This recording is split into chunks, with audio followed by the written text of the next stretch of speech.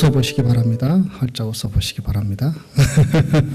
예, 우리 오늘은 그렇게 서로 축복했으면 좋겠습니다. 오늘 또 빌립보서 4장 4절 여러분 잘 아시는 말씀, 기뻐하라는 말씀인데요. 주님이 당신을 웃게 하실 것입니다. 이렇게 축복하면서 웃으면서 서로 축복할 수 있기를 원합니다. 주님이 당신을 웃게 하십니다. 네. 주님이 웃게 하는 게 아니고 저긴 또 딴 사람이 웃게 하나 보다. 예. 본문 5절 끝부분에 주께서 가까우시리라 하는 설교 제목을 그렇게 잡아 보았습니다. 왜냐하면 오늘 본문 가운데 특별히 이 말씀 주께서 가까우시리라라는 말씀이 전체 특별히 빌립보서 4장의 말씀을 이해하는 가장 중요한 표현이기 때문입니다. 주께서 가까우시리라. 여러분 이 말씀은 무슨 말씀입니까? 주께서 가까우시리라.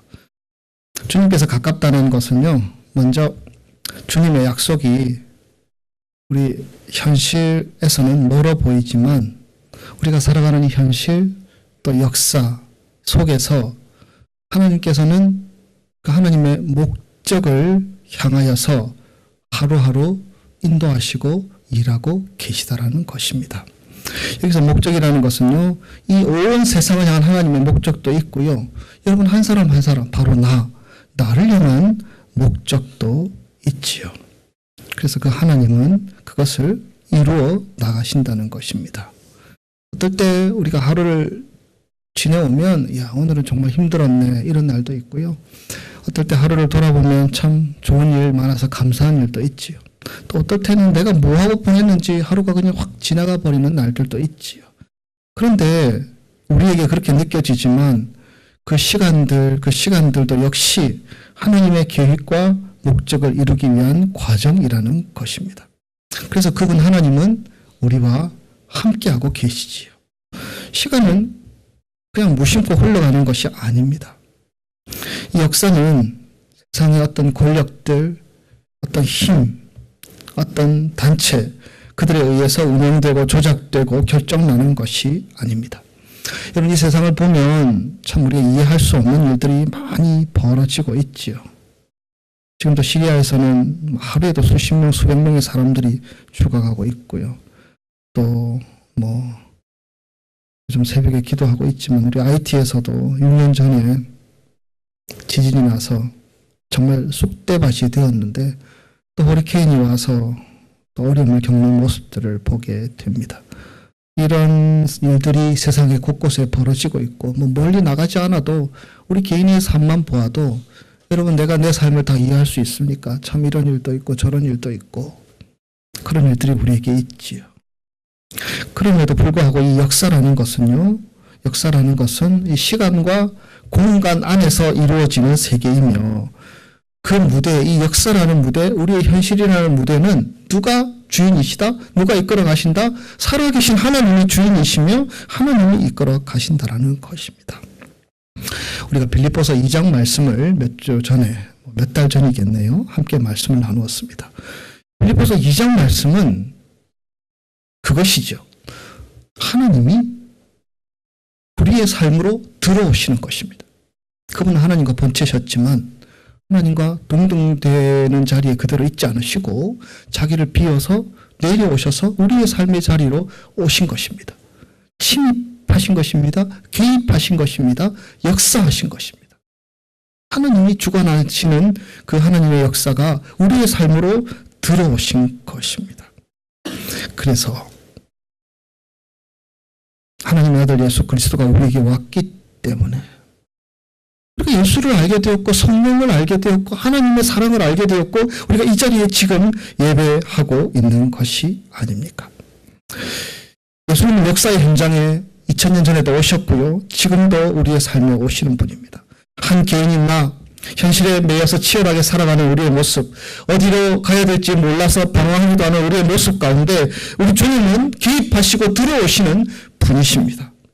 그래서 우리의 길을 죽음으로 죄악으로 잘못된 길로 나가는 우리의 길을 막으시고 우리에게 어떤 길이 옳은 길인지 생명의 길인지를 보여주시는 분이십니다. 그분이 내 삶 가운데 일하고 계시며 그분이 내 삶 가운데 지금 빚어가시고 만들고 계시다라는 것입니다. 주께서 가까우시니라. 이 말씀은 하나님이 우리의 삶 가운데 개입하고 계심을 믿고 우리가 우리의 삶을 그 주님께 내어드리는 것입니다. 주님의 뜻대로 되기를, 주님의 뜻대로 사용하시기를 내어드리는 것입니다. 우리의 신앙은 우리 현실, 이 역사라는 시간, 2016년, 21세기를 살아가는 우리의 시간이 있고요. 우리가 살아가는 이 조지아 지역, 이 공간이라는 개념이 있지요. 근데 우리의 신앙이라는 것은요, 이 시간과 공간 속에서 이것을 넘어서서 이 역사를 주관하시는 그 하나님께서 우리에게 오셔서 우리 가운데 일하셔서 빚어가는 과정이라는 것입니다. 하나님의 일하심을 인정하는 자는, 하나님께서 내 가운데 역사하신다는 것을 인정하는 자는 우리가 빌립보서 4장 1절의 말씀에서 나누었던 것처럼 주 안에서 굳게 설 수 있습니다. 또한 하나님께서 우리를 빚으시는 것을 믿는 자들은 우리가 예수 그리스도의 마음, 한 마음을 품고 나아가는 사람이 될 수 있는 것입니다. 그 한 마음을 품기 위해서 내 욕망도 내 욕심도 내려놓고 하나님의 간섭하심에 순응하면서 나아갈 수 있다라는 것이지요. 여러분 그렇게 믿으십니까? 하나님이 지금 여러분 삶 가운데 개입하고 있음을 믿으십니까? 지금도 하나님께서 여러분을 빚어가고 계심을 믿으십니까? 그렇기 때문에 우리는 기뻐할 수 있습니다. 기쁨으로 살아갈 수 있습니다. 이 기쁨은 빌립보서 4장 4절에서 말하는 기쁨은 그냥 이런저런 조건이 좋아서 뭐 자식이 잘 되고 또 뭐 로또에 당첨되고 무엇이 잘 되고 무엇이 잘 풀리고 좋은 직장에 취직하고 그래서 생기는 기쁨이 아닙니다. 이 기쁨은 적극적인 기쁨이죠. 하나님이 우리에게 하신 일에 대한 적극적인 반응이죠. 지금도 하나님께서 나를 빚어가고 계신다. 앞으로도 빚어가고 빚으실 것이다. 거기에서 흘러나오는 신앙의 덕목이 기쁨이라는 것입니다. 4장 4절 주 안에서 항상 기뻐하라. 내가 다시 말하노니 기뻐하라. 사도 바울은 이 말씀을 아주 강력하게 명하고 있습니다. 우리가 정상적인 상태에 있다면 우리가 항상 기뻐한다는 것은 참 어려운 일임을 우리는 알고 있습니다. 특히 인생을 더 많이 사신 분일수록 우리가 어떻게 다 기뻐하며 살 수 있어? 말할 수 있지요. 그러나 오늘 주께서 가까우시니라라는 말씀을 통해서 이 기쁨을 이야기한다면 우리에게 기쁨이 없다라는 것은요, 우리의 신앙에, 우리의 믿음에 무엇인가가 문제가 있다라는 것이 아니겠습니까? 여러분, 사도 바울은 기쁨을 논할 수 있는 상황이 아닙니다. 지금 사도 바울은 어쩌면 사형 언도로 끝나버릴지도 모르는 재판을 앞두고 자신의 운명, 또 자신이 열심히 사역했던 교회, 그것에 대해서 근심하고 염려하고 있는 상황입니다. 그런데 그는 하나님이 자신의 삶을 빚어가시며 이 빌립보 교회를 빚어가시며 역사하고 계심을 믿었습니다. 그 속에 분열이 있고 그 속에 다툼이 있고 아픔이 있고 연약함이 있고 이단 사이비가 있고 세상적인 흐름과 그런 문화들이 있었지만 하나님께서 하나님의 성령으로 빌립보 교회와 함께 하시며 그 가운데 역사하실 것을 사도 바울은 믿었습니다. 그래서 선포한 것입니다. 주 안에서 기뻐하라. 내가 내게 말하노니 항상 기뻐하라. 그렇게 말하고 있습니다.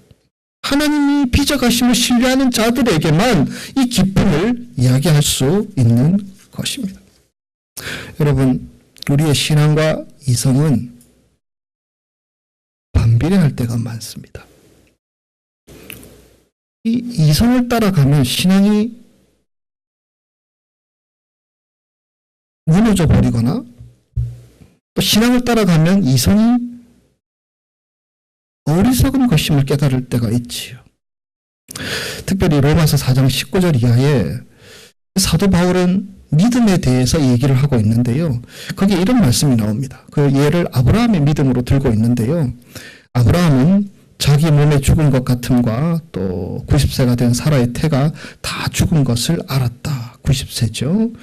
이것은 무엇입니까? 이성의 판단입니다. 사도 바울이 생각하기에 이성적으로, 합리적으로 나는 나이 들었고 내 아내는 90이다. 끝. 이제 별로 희망이 없다. 이성적인 판단입니다. 그런데 여러분 4장 19절 이하의 말씀, 이 말씀 이어지고 있습니다. 그럼에도 불구하고 그는 죽은 자를 살리시는 하나님을 믿었다. 이성은 이것인데 신앙은 다른 것이었다라는 것입니다. 그리고 그 다른 신앙을 아브라함은 믿었다라는 것입니다. 이 편지를 받고 있는 빌립보 성도들도 이성적으로 판단하면 별로 기뻐할 거리들이 없었습니다. 그럼에도 그들이 기뻐할 수 있는 이유는 4장 4절 첫 번째 말씀에 있지요. 주 안에서 기뻐하라. 내가 지금 주님이 우리의 삶을 빚으시는 그 안에 있기 때문에 주님의 계획하심 안에, 주님의 섭리하심 안에 진행되는 것을 내가 믿기 때문에 기뻐할 수 있다는 것입니다. 우리에게 육신의 연약함도 있고 경제적인 어려움도 있고 관계의 어려움도 있고 우리가 갖고 있는 여러 가지 문제와 여러 가지 상황에 우리가 연약함으로 다 노출되어 있지만 주님께서 가까우시기 때문에 주님께서 그 가까우심을 향하여 나아가는 과정 속에서 우리 가운데 역사하심을 믿기 때문에 기뻐하라. 그렇게 말할 수 있는 것입니다. 여러분, 믿음의 기쁨은 우리의 양식입니다.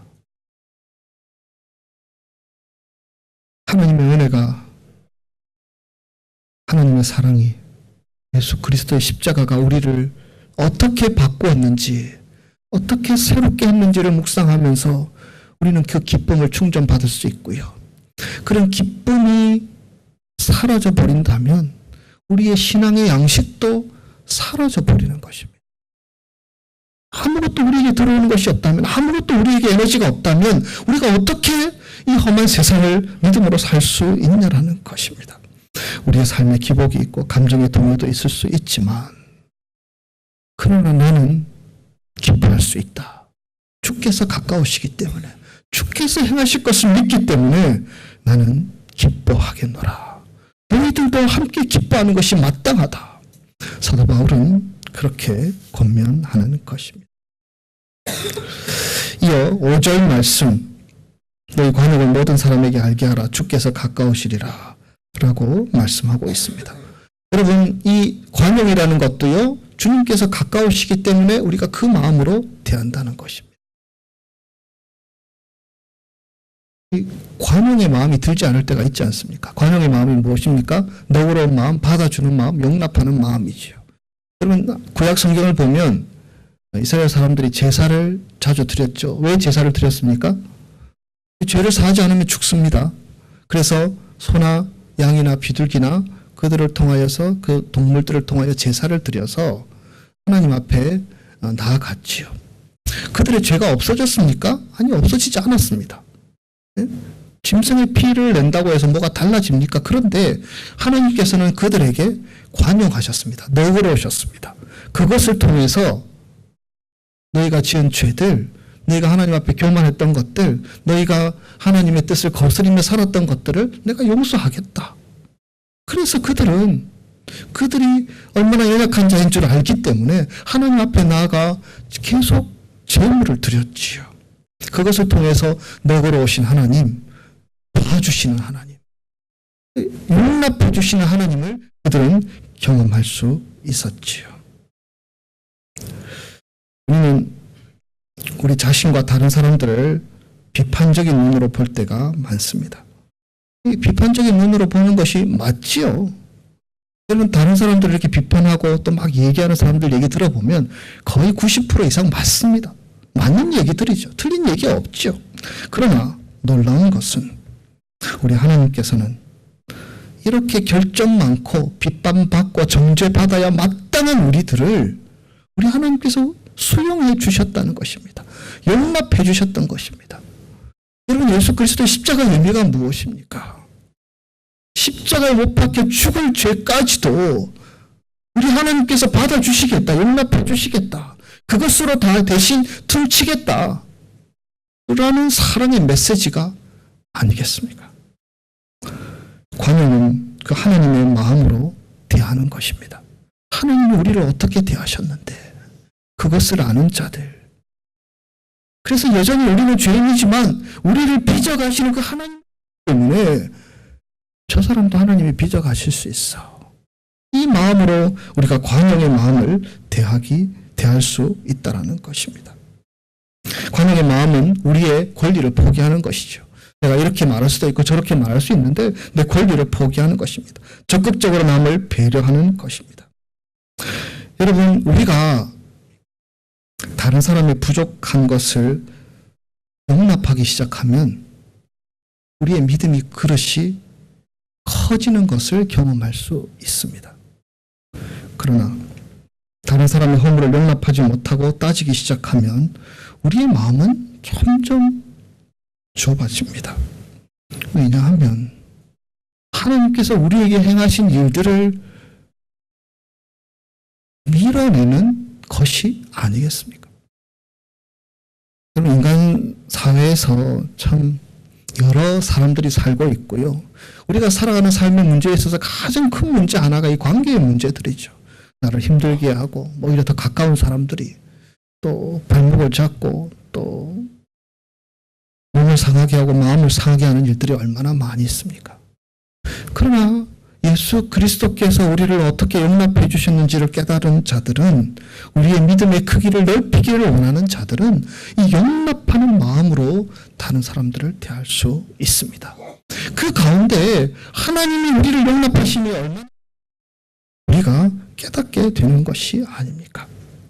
물론 서로의 발전을 위해서 잘잘못을 따지고 날카로운 지적을 할 수도 있지만 많은 경우에 그러한 것은 변명에 불과합니다.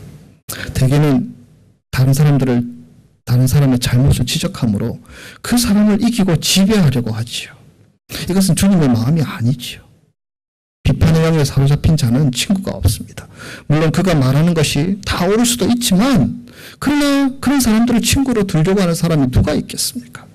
마치 쿠션처럼 휴식을 주는 사람들을 친구로 사귀고 싶지, 만나기만 하면 남의 험담하고 남의 욕하고 그런 사람들을 누가 만나고 싶겠습니까? 여러분, 우리가 왜 다른 사람들의 실수를 용서하지 못하는 것입니까? 그것은 우리 마음속에 평안이 없기 때문입니다. 그 사람의 실수가 나를 걸려 넘어지게 하는 것이기 때문입니다.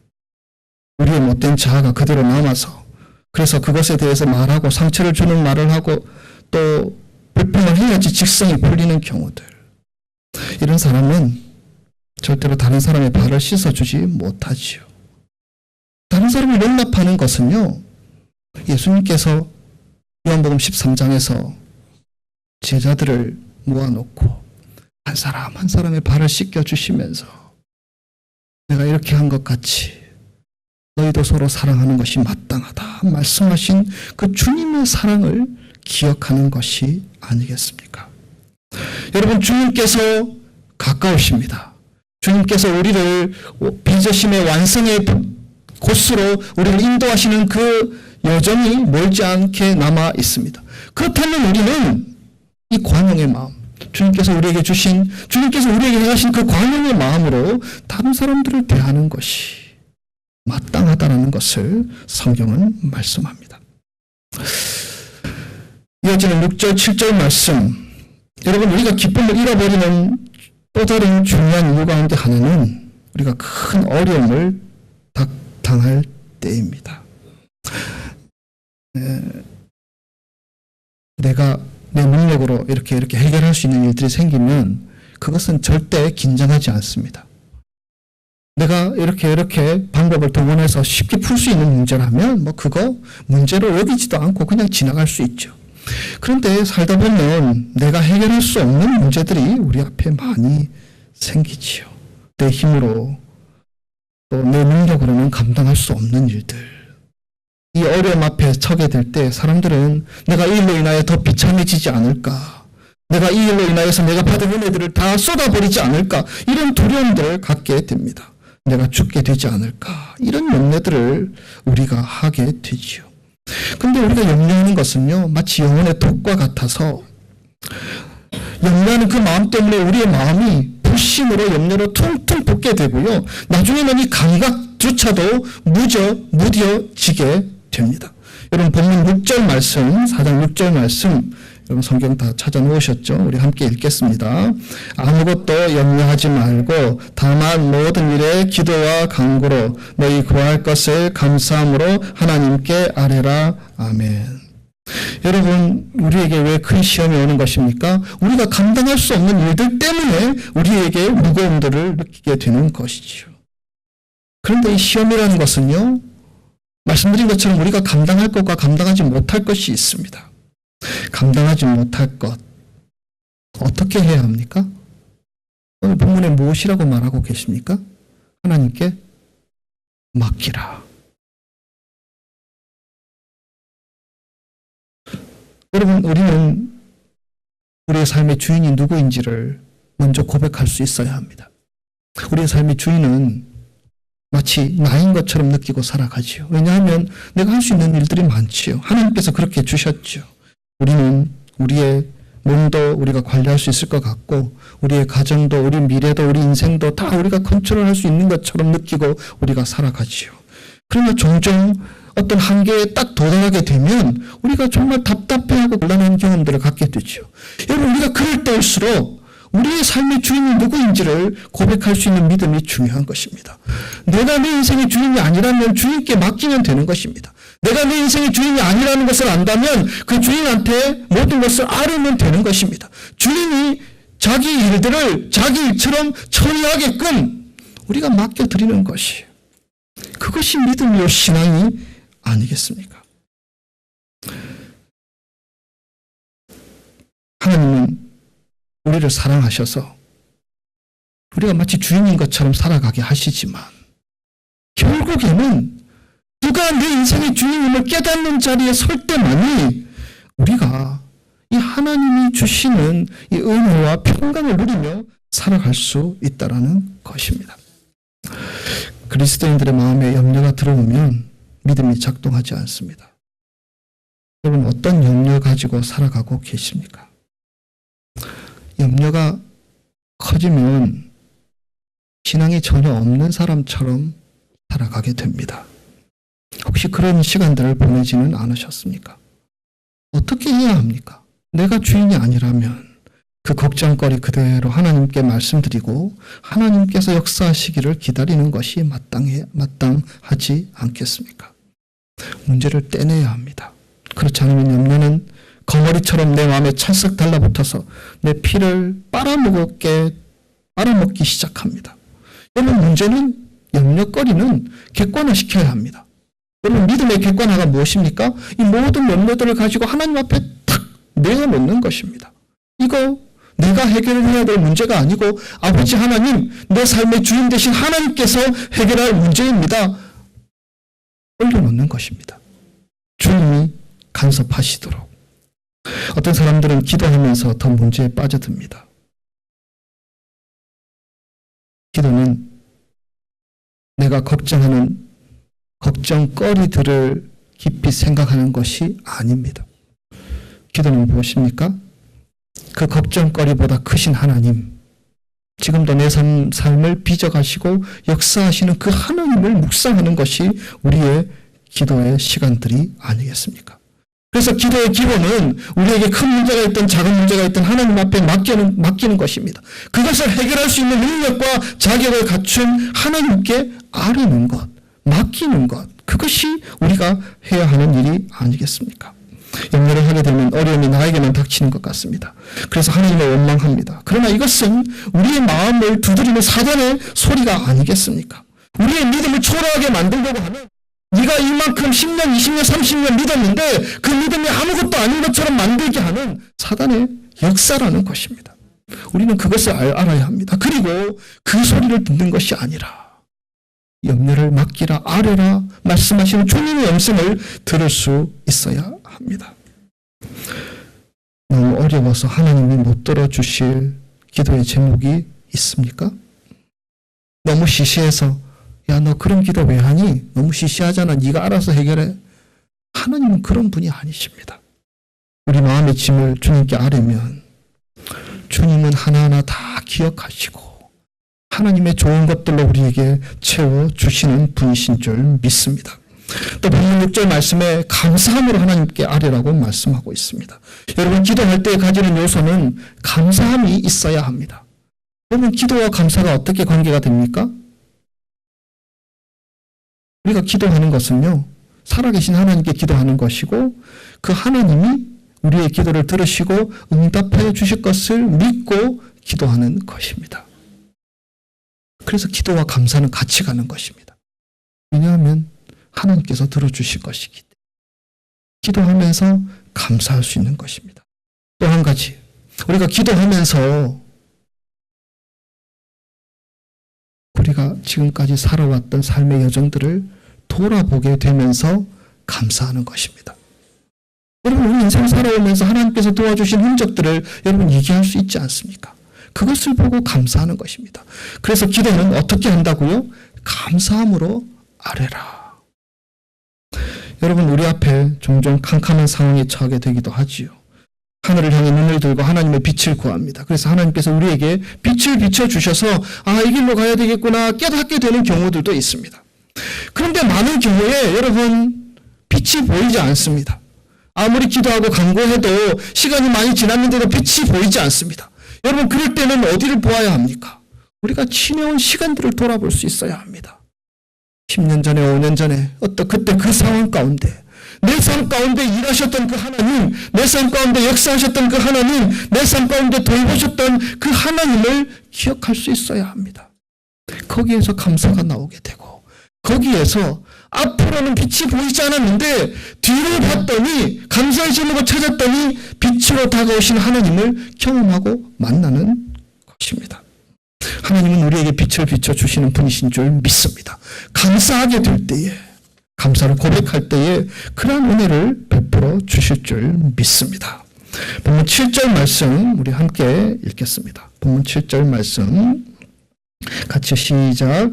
그리하면 모든 지각에 뛰어난 하나님의 평강이 그리스도 예수 안에서 너희 마음과 생각을 지키시리라. 아멘. 여러분, 여기서 지킨다는 표현은요, 군사적인 용어입니다. 그러니까 그 당시에 로마 시대에 북쪽에 야만인들이 많이 있었거든요. 특별히 트라케 같은 야만인들이 종종 침입해 들어와서 그들에게 이렇게 착취해가고 뺏어가는 일들이 있었습니다. 그런데 이 지킨다라는 표현은요, 그 로마 군인들이 그 야만인들의 침입에 대해서 지켜주듯이, 마치 미국 시민이면 미국 시민들을 위해서 미국 군인들이 지켜주듯이 하나님께서, 하나님의 평강이 우리의 삶을 지켜주시겠다, 그렇게 말씀하시는 것입니다. 마음과 생각을 지켜주시겠다. 여러분, 마음과 생각이라는 것은요, 사람들의 감정과 생각의 샘터인 이 심장 속에서 우러나오는 것이라고 이 시대에는 생각을 했었지요. 어떤 외적인 압박이 있고 또 우리를 향한 어떤 험담이나 모함들이 있을 때에 우리 심장이 자극되고요, 거기에서부터 분노가 나오고 거기에서부터 걱정이 나오고 거기에서부터 두려움이 나온다고 생각을 했지요. 그래서 평강을 잃어버리게, 이렇게 안식을 잃어버리는 경우들이 생기는 것입니다. 그런데 하나님의 평강은 우리의 감정과 생각의 샘터인 이 심장을 지킨다고, 그 심장을 붙드는 분이라고 말하고 있습니다. 그 하나님이 어떤 하나님이냐? 우리의 모든 지각에 뛰어나신 하나님. 이게 무슨 말입니까? 우리가 생각하는 것을 넘어서는 하나님, 우리가 이성적으로 판단할 때 이렇게 될 줄 알았는데 그것을 넘어서는 하나님께서 모든 지각에 뛰어난 하나님이시며, 그 하나님께서 우리 마음속에 있는 각가지 두려움과 염려와 근심들을 지켜주실 것을 약속하시는 것입니다. 하나님은 다 알고 계시다라는 것이죠. 그리고 그 하나님은 우리를 지켜주시기에 부족함이 없는 분이신 줄 믿습니다. 우리가 해야 하는 것은 주께서 가까우시니라, 이 말씀의 의미들을 다시 묵상하며 주님 앞에 나아가야 할 줄 믿습니다.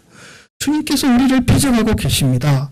그래서 언젠가는 완성할 것입니다. 그래서 나는 오늘도 기뻐하며 살 수 있습니다. 그래서 나는 오늘도 관용하며 살 수 있습니다. 나는 오늘도 하나님께 다 아뢰고 마음과 생각을 지켜주실 하나님의 평강을 믿고 나아갈 수 있습니다. 이렇게 고백하며 나아가는 사람이 우리 믿음의 사람의 모습이 아니겠습니까? 마치 밤에 잠을 자지 않고 며칠 밤을 헤면서 망원경을 통해서 이 천체의 비밀들을 살피는 가운데 어느 순간 야 이것이구나, 이것이고 저것이구나, 그 천체의 비밀을 깨닫는 사람들처럼 주님께서 우리의 마음을, 우리의 삶을 빚어가심을 믿는 자들은 그런 깨달음, 그 하나님께서 행하시는 우리 인생 가운데 큰 역사들을 볼 수 있는, 고백할 수 있는 길로 인도하여 주실 줄 믿습니다. 주께서 가까우시니라. 여러분, 이 말씀 앞에 우리가 반응할 수 있는 저와 여러분의 삶이 되시기를 주의 이름으로 축복합니다. 기도하겠습니다.